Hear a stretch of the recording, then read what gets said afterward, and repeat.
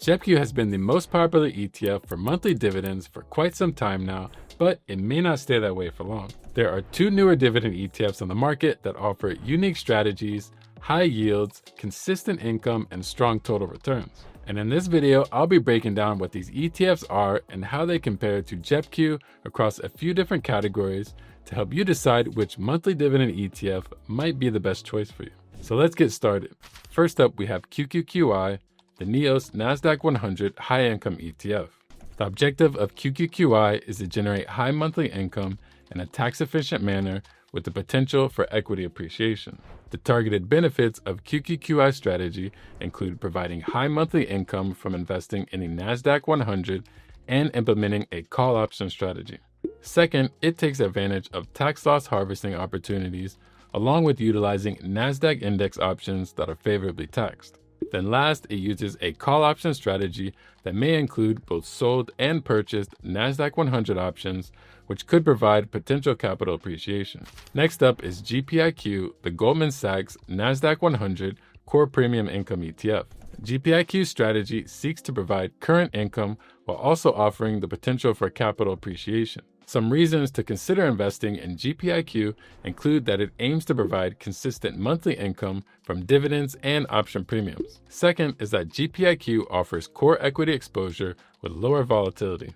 And it does this by investing in a Nasdaq 100 index, and it applies a dynamic option strategy by selling call options on a varying percentage of the fund's stock holdings, which are going to be based on market conditions. And the last reason is for the diversifying source of income that the fund provides. Third, we have JEPQ, the JP Morgan Nasdaq Equity Premium Income ETF. JEPQ's objective is to provide monthly distributable income and exposure to the Nasdaq 100 with less volatility. It does this by generating income through a combination of investing in U.S. large cap growth stocks and selling out of the money Nasdaq 100 index call options, seeking to deliver a monthly income stream from those option premiums and stock dividends. All right, now that you have a better idea what these ETFs are and their strategies, let's get into the good stuff and compare these three ETFs. I'll be ranking the ETFs on a scale of 1 to 3 for each category, with 3 points for first place, 2 for second, and then 1 for last place. Getting started with the first category, we have diversification. When it comes to QQQI, this fund contains a total of around 104 holdings, with its top holdings composed of companies like Microsoft, Nvidia, Apple, Broadcom, Amazon, and others. The top sectors that QQQI is exposed to include technology, communication, and consumer discretionary, very similar to what you'd see with the Nasdaq 100, which is to be expected. Moving to JEPQ, this ETF contains around 108 holdings, with its top holdings being in Nvidia, Microsoft, Apple, and Google. And the top sectors that make it up include technology, communication, and consumer discretionary. One difference with JEPQ is that it loosely tracks the Nasdaq 100, so it may invest in other stocks that aren't included in the index. Third up, we have GPIQ, which has around 107 holdings, with its top holdings in companies such as Microsoft, Amazon, Netflix, Tesla, and others. And for the sectors that GPIQ is exposed to, you have technology up top, communication, consumer discretionary, and consumer staples. It's pretty similar to QQQI with very small differences in the percentage of the holdings and sectors. All right, so for the ranking for diversification, I'm going to have to give third place to JEPQ. While these three ETFs are pretty similar when it comes to their holdings, the fact that JEPQ loosely tracks the Nasdaq 100 compared to QQQI and GPIQ is the reason why I had to give it third place, as these two funds are going to be doing a better job of tracking this specific index. Because of that, QQQI and GPIQ are both going to be tied up top for first place in diversification. Next, we're going to be getting into dividend yield and dividend consistency. Starting with QQQI, this fund comes in with a sky-high dividend yield of 14.2%, which is paid out monthly. And if we look at the dividend payment over the last year, so 12 months, you can see that the dividend payments have been fairly consistent, ranging between 59 cents to 62 cents a share, with a larger drop in April being attributed to the market at the time. Next up is JEPQ with a double-digit dividend yield of 11.3%, which is going to be paid monthly. Looking at the past year of dividend payments, we can see that the amount has fluctuated between 42 cents to 62 cents, so it can vary from month to month, which I believe is due to it being more correlated to volatility than the others based on its option strategy.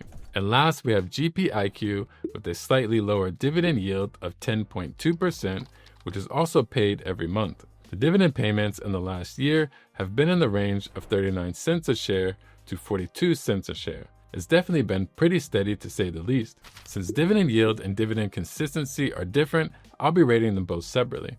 Starting with GPIQ is going to come last for dividends with the lowest yield of 10.2%.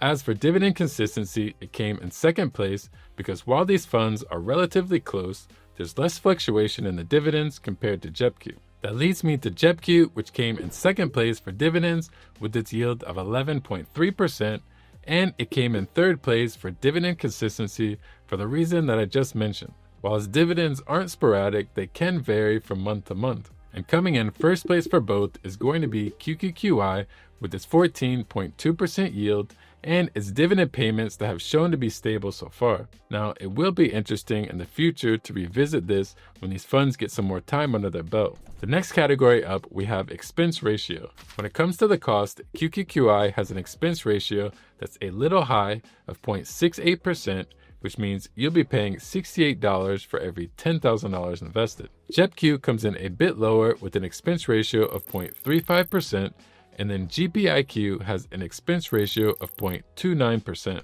This one is pretty straightforward, as I think it's easy to see who comes in third here, which is QQQI with its expense ratio of 0.68%. And second is going to be JEPQ, and then taking it first is going to be GPIQ with 0.29%. Keep in mind that all these funds have higher fees like this because they're actively managed funds. This next category is going to be tax efficiency. For QQQI, I mentioned at the beginning of the video that it utilizes NASDAQ index options that are favorably taxed. By that I mean index options are classified as Section 1256 contracts from the IRS, which allows them to receive 60% long-term and 40% short-term capital gains tax. Also, roughly around 99% of the distributions from QQQI are classified as return of capital. And return of capital is a payment or return received from an investment that's not considered a taxable event and is not taxed as income. So every dividend payment lowers your cost basis by the amount that's classified as return of capital. This means that the income is tax deferred until the sale of the shares or until your cost basis becomes zero. For example, let's say you buy 100 shares of QQQI for $30 each.